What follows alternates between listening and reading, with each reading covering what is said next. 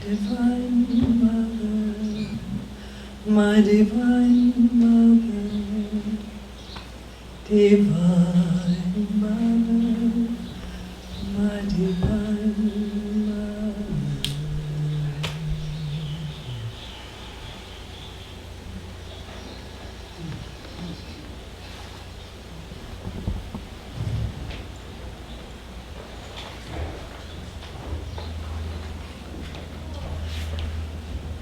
So I want to say a little something about Roshi Joan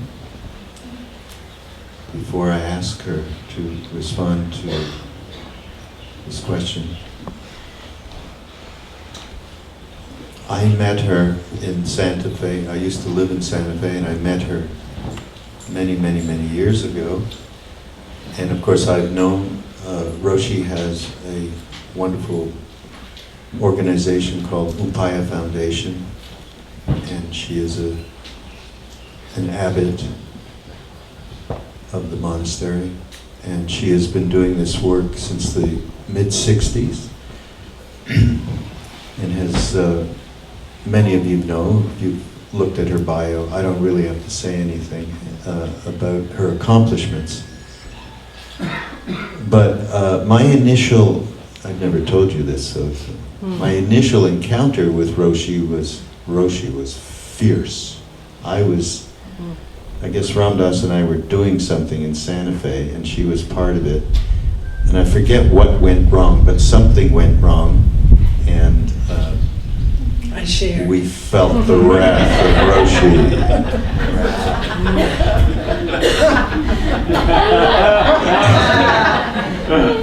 And time went on. You recovered. I recovered. I didn't. And about a year ago, we found ourselves, just happened to be, for various reasons, at Ramdas's house together, whatever we were doing. And she said to me, "I'm here for my heart transplant." I said, "Really?" She said, "Yes, I come here every year for the transplant." Anyhow, we spent some time together then, and the tremendous love that was palpably, we were living in this essence between Roshi and Ramdas, and I was kind of in the middle of it, because we were spending a lot of time together, completely turned around this whole perspective I had, shall we say, of Roshi, the fierce Buddhist. And the other thing to say about this is that we have, Maharaji had us from the very earliest days. I was telling Roshi last night, he never told us to do anything, and he didn't teach per se, but we all found ourselves doing Vipassana courses, Southern Buddhist practice of meditation, like almost all of us, even if some of us, to this day, many of us have kept that practice, and to this day, many of us have been involved in Buddhist connections, either through Dalai Lama or through Lama Suryadas, who some of you know, became a Lama and spent a lot of incredible practice time after his sojourn in India with Maharaji. And many of us have, so it's also curious that since Ramdas has been on this island and we've had these retreats, that the people that we have been doing, that Ramdas has been doing these retreats with, have for the most part been with his Buddhist friends. Sharon Salzberg, Roshi, Jack Cornfield's going to be doing something with us at the end of the year. And I think that there's a real reason that our tradition, of course, is Bhakti Yoga and Guru's grace, Guru Kripa, and that's what we represent. Why do we always have these Buddhists with us, though? Do you have any understanding? So the question here is not that. The question is, how can you tell us how Buddhism represents love? We all know it as a sort of, more intellectual, drier tradition, shall we say? At least from the Bhakti point of view. So you need to represent your tradition here, Roshi, and tell us about love in Buddhism. Thanks, Raghu, so much. So as you were talking, I was remembering being in Plum Village with Thich Nhat Hanh many years ago, and he was doing a long teaching on the Vajrachedika, which is the Diamond Sutra, the Diamond Cutter Sutra. And the sutra itself is very dry, you could say. You know, what you would associate with what Raghu was saying. But he began these teachings in a remarkable way. And he began with a sentence that caught my complete attention. And it swept the 200 or 300 of us in this retreat down a river of love.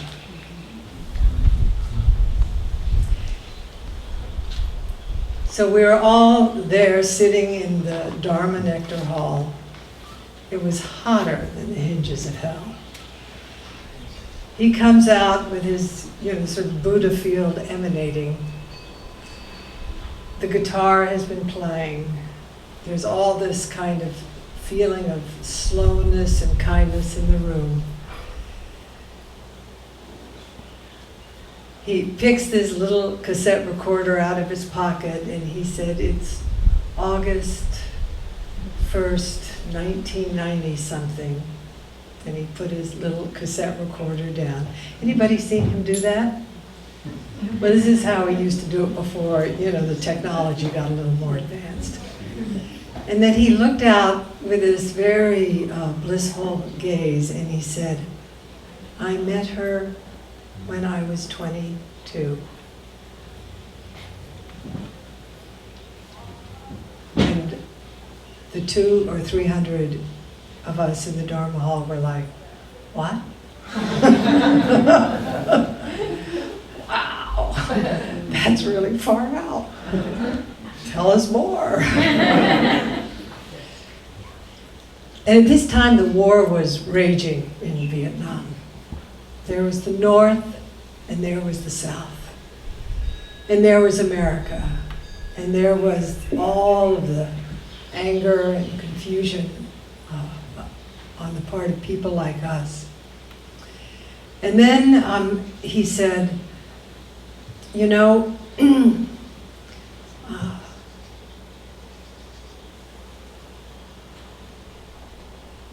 I had been asked by the abbot of my monastery, because he was going to take a vacation to be kind of in charge of things. And we had the monastery and then we had the nunnery. And I went out for a walk and I saw her standing on this parapet. And I felt completely flooded with love. And she was a nun, a little younger than me. And I walked up to her and we stood close to each other, but we never touched. And we began to talk about the suffering in Vietnam. And he said it was then that the School for Social Service in Vietnam was born, at that moment. And that became, years later, the Thie Bien Order and the whole sort of incredible scene around Thai. And it ended up that she was sent to northern Vietnam for engaging so vitally with Thai. And it was a kind of punishment that they experienced. He never touched her. And as he told the story, you could feel her life as a presence in our midst. And then he went back to an earlier time. And he said, before I became a monk, one day my family received in the mail little magazine, and on the cover of the magazine was an image of the Buddha, and he said then, I really fell in love. And then a few months later, our school group was taken out on a little hike, and we hiked up this mountainside, and we had heard that there was a hermit who lived high up in the mountain. And I had this deep longing. I really wanted to meet him. And so I also heard that near his little hut there was a beautiful well. And it was a very hot day, and I had just a little tiny bit to eat, a little sort of vegetable roll, and I had a little bit of water, but I had drunk it all, and I went hiking up and hiking some more, and I was looking for the hermit in the hermit's hut, and I came upon the well. And then he said, I never met the hermit physically, but I felt his presence at the well, and I knew what love was. So, from the Buddhist point of view, this is the experience of, I think, what you were speaking about. It's having your heart completely awakened. And I ask you then for just a moment to shut your eyes. Would you do that for just a moment?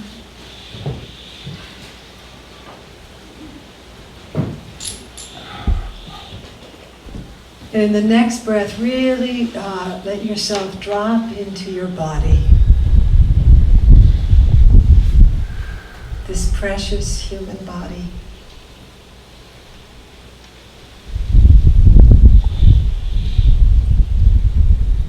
No matter what this body has been through, still to be in this incarnation in this moment is such a blessing. To be with Baba, to be with friends, to be with each other, and it happens through the medium of so many streams come together into the well of this moment, deep in the underground of our life. And we can thank this body. Somehow this incarnation has made it possible for us to be now in this place, just now, away from hatred, away from greed, from the terrible thirst of the consumerism of our society, away from ignorance, being completely confused, into this body and heart of this moment. Free of bombs, free of hunger, free of discrimination, and feeling the blessing of Maharaji, of Buddhas and Bodhisattvas of every type.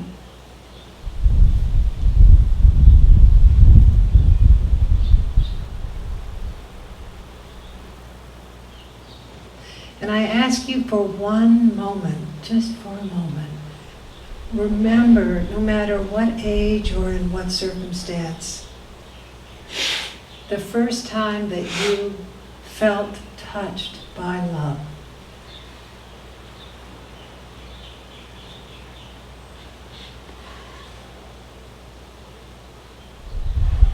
Was it the glance of a mother or a grandmother?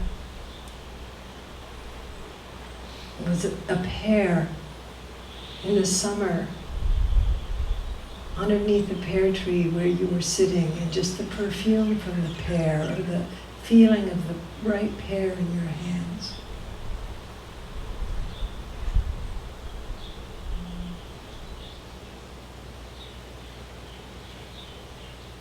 Was it a moment of luminosity at dusk? or the connect you had with a dear friend when you were a child.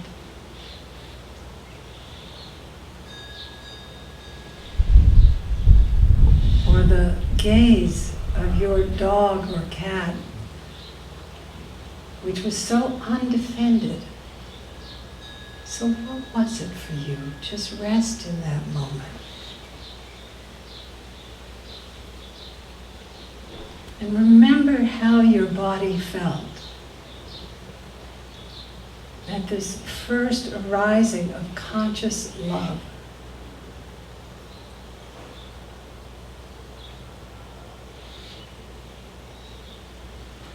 That unconditional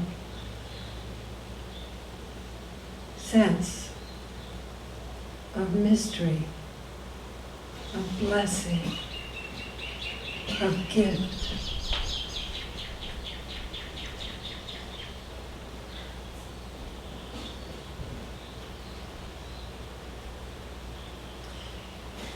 And if the memory is not accessible to you, just turn your basic kindness towards yourself and rest in that. Or remember Baba just now lighting up, speaking about Maharaji, and rest in his eyes as he brings Maharaji into our presence in this room.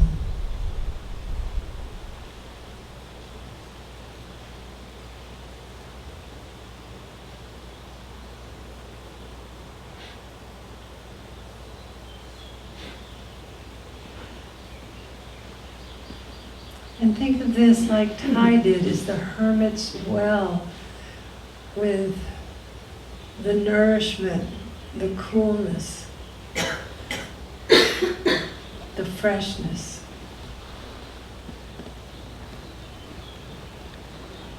That is who you and I and all beings really are.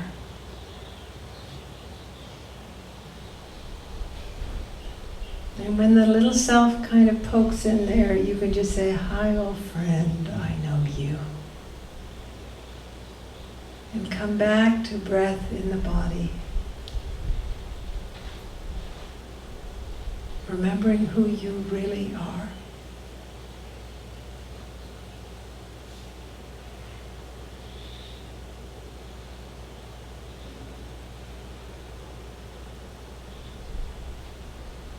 So boundless.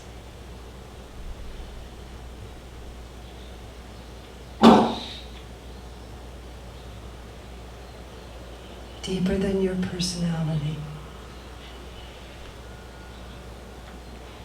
Not caught in the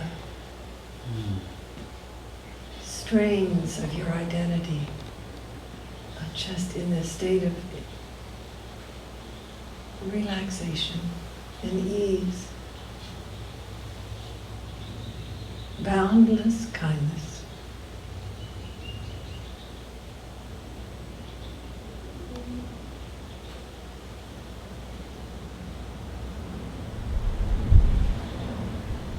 And once more, touch into that memory of the first love, or just this moment with Baba,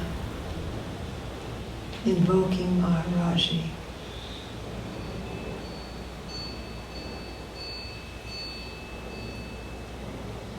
And as you do, sense into your body.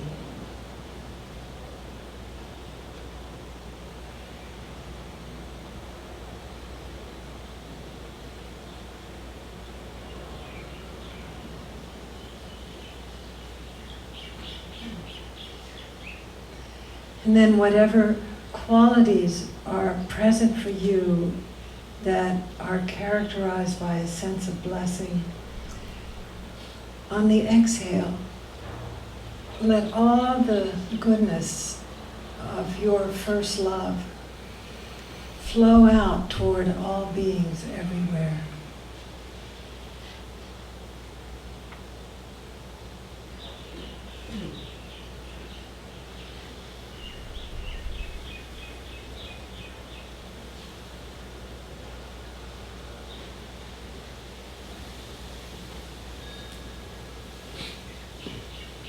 And on the inhale, give yourself the kind of space that is natural for you. This sense of big-heartedness, spaciousness, beyond the box, into boundlessness.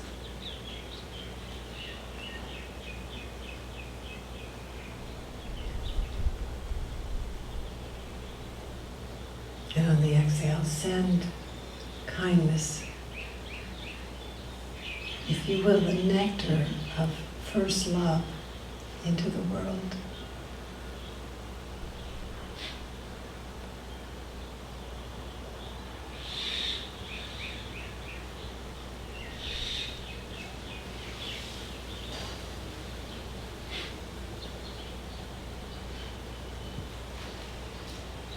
And in the Buddhist way we say, may the merit of this practice nourish each thing in all realms and benefit all beings.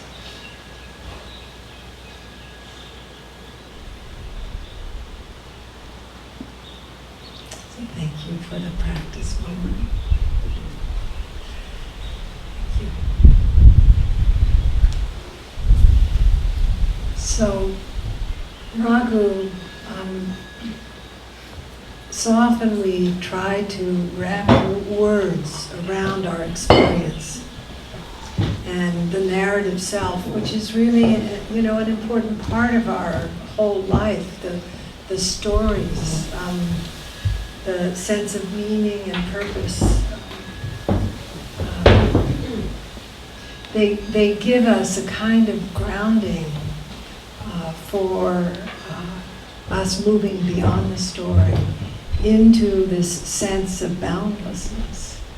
And sometimes we get caught in the story, but I think what Baba was doing earlier when he was telling this beautiful story of being caught in his identity and then released through the medium of love. On one level, we can kind of relate, personally. We've had that experience. But on another level, we were taken into the experience. We experienced Maharaji's love that was offered to us through the vehicle of the story. So, you asked in Buddhism, what is love? And it's not the story. It's what Baba was saying, it's being love. And we can use a lot of words. Of course, since we're up here, I would just prefer to sit here in silence and kind of swoon for the morning.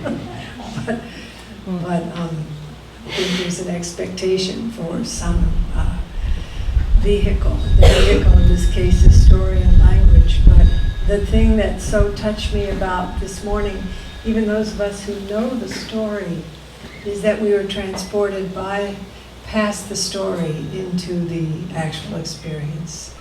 And I experienced that last night in the music as well. Wow. It just, we can say Ganesha, but to feel the sense of really coming home through the beauty of the music as a direct and unfiltered experience. So I think from the Buddhist perspective, that's what love is. Thank you. We are getting closer to our lunchtime, but I thought we could have these, at least a few minutes here of any questions that people might have around what we have experienced so far this morning.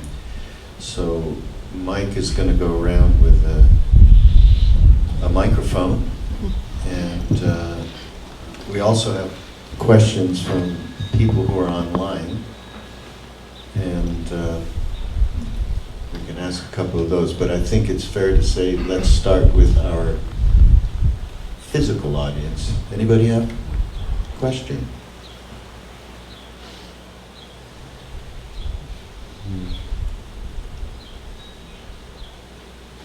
Guess we proved your point, Roshi. Oh, no, here's a question.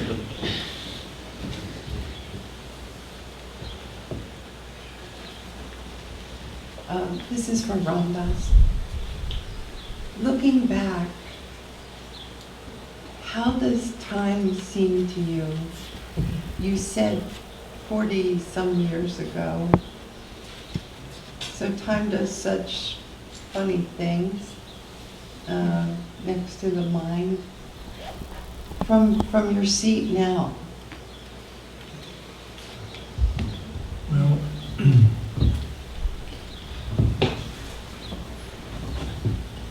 my seat now, this seat,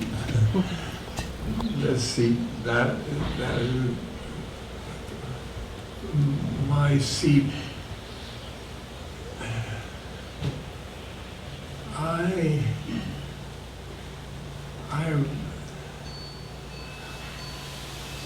I am infinite, and I am in this body, which very timely is time.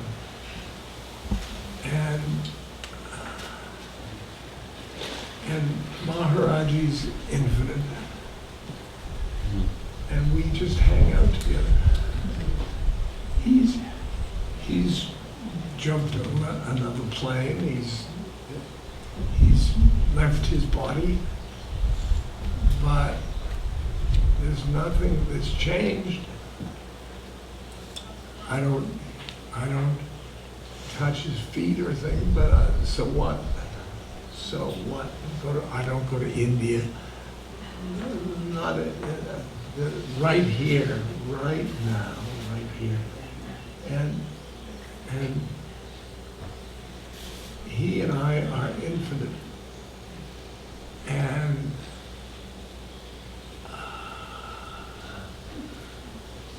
in love.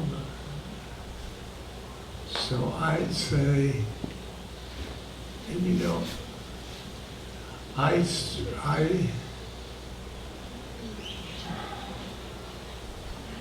recite that story many hundreds and hundreds of times because I know it can hook another person. And it's just hooking, and like it's interesting about gurus.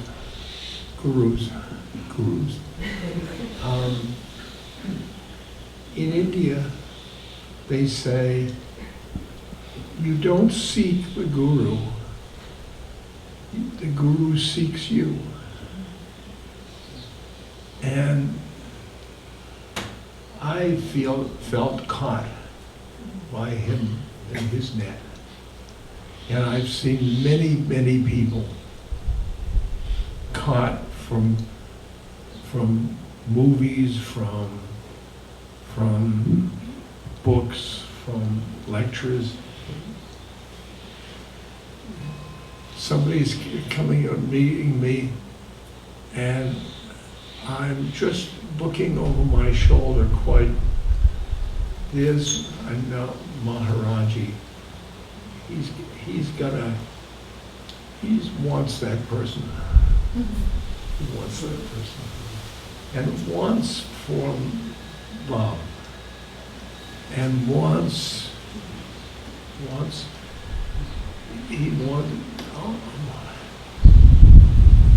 he wants that they will go towards God.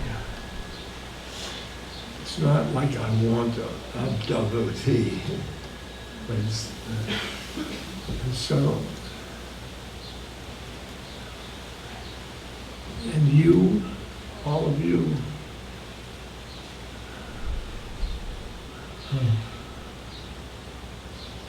he's got his net out.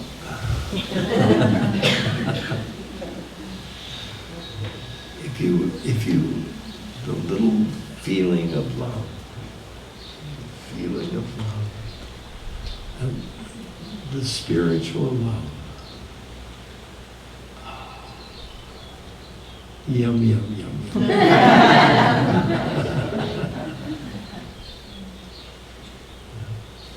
Any other questions?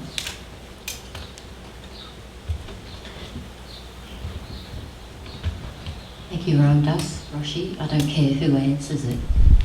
But having reached a feeling of awareness, and we go back home and we fall into a hole, so we feel that we've let ourselves down, how do you respond to hold on to the thread that we've experienced, felt, or been taught?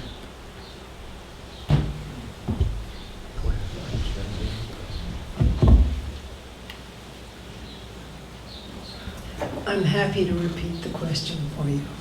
It says, how, when you've been nourished into a state of awareness, like in a situation that we're in, and you go back home and you fall into a hole, how do you keep some kind of continuity or reference point, or keep the heart alive? Is that okay?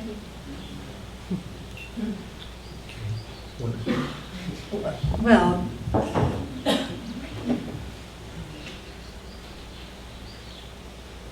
I think one of the most important things that we can do is to use our motivation, our aspiration, as a kind of ballast. That we know that we're going to fall off the wagon. We know we're going to fall down. We say in Zen, fall down 53 times, get up 54. But it's also to know that every time we fall off, the possibility for strengthening our own life is increased just by virtue of us standing up once again. And that's true of a complex dynamical system.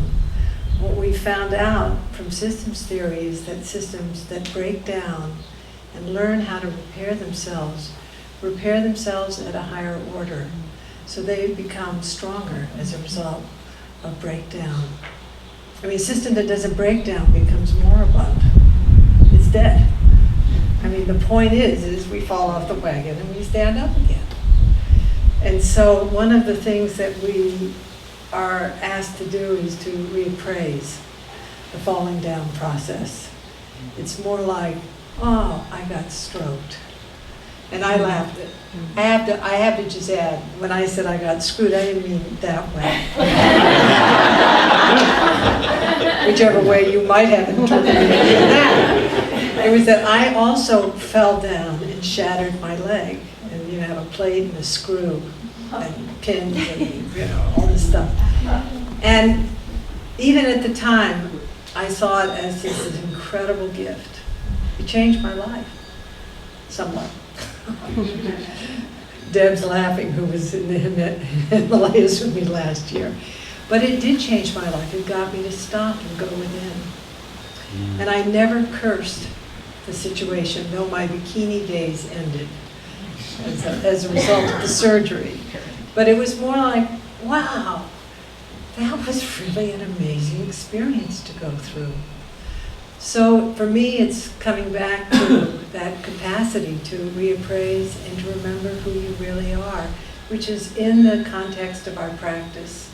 So it's leading me to the second point. And that is, I think it's really important to have a daily practice. And it doesn't necessarily mean something that is sort of Zen-like and goes on and on. It could be just offering a stick of incense. It could be 5 minutes of just coming home to your breath. It could be serving your husband breakfast once a week.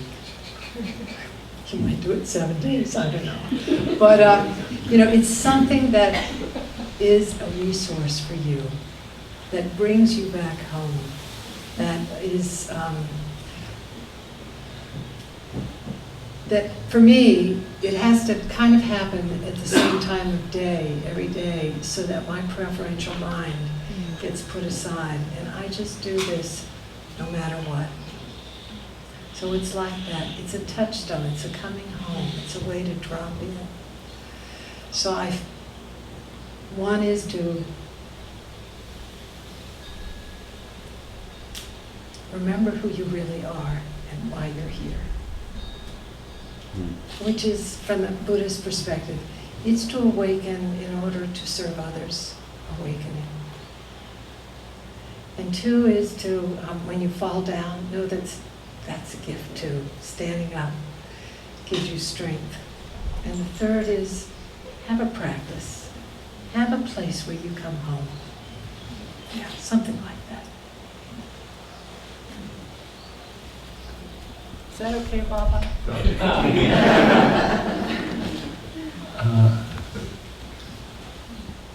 Every time I fall down,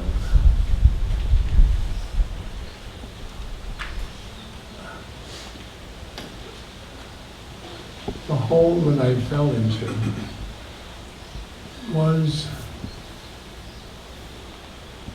created by my mind. It's mind stuff. Mind stuff. And since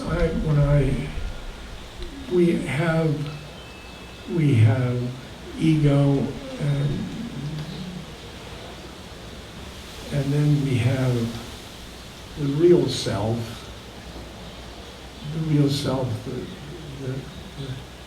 the spiritual heart, which is, that spiritual heart witnesses our incarnation and witnesses our thoughts, our stream of thoughts.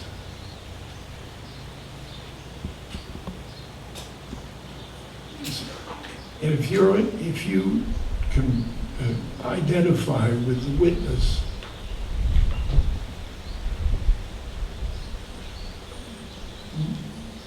much more than identifying with your thought. Like, oh God, I fell into the hole. It's a thought. But you can witness the thought, because the witness is part of that spiritual self. And you're identifying with the thought is when you're feeling in the hole, and identifying with the witness is it's better. It's like distant from the feelings, from the emotions. And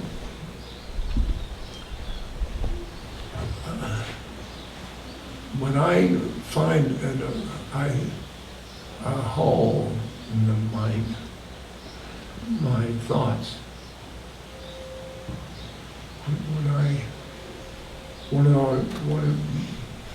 that thought is not getting me to God. No, I don't want that. I don't want that. I want that. It just it's crap. And then, well, if I start to get angry at it, that's going to ruin my heart. So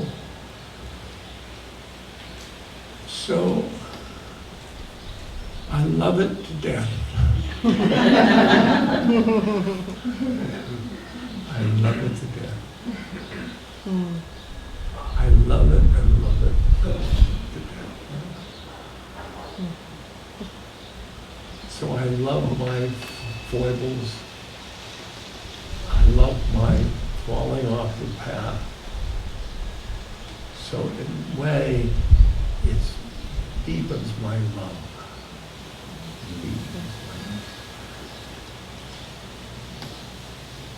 That was good, Baba. So we are close to, we are at the end of this session, but would you do one other thing, Roshi? Could you just give us a little heart sutra to end this, please?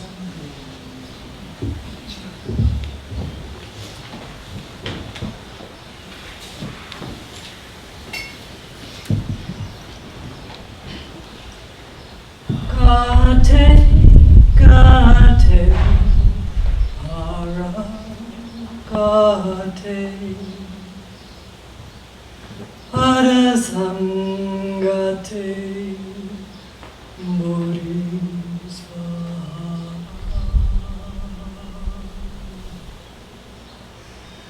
Kate, Kate, Hara,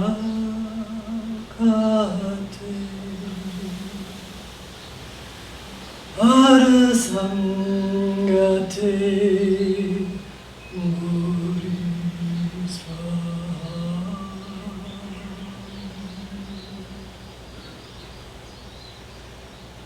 Kate, Kate, Hara, Kate. Hara Sangate Bodhisvaha.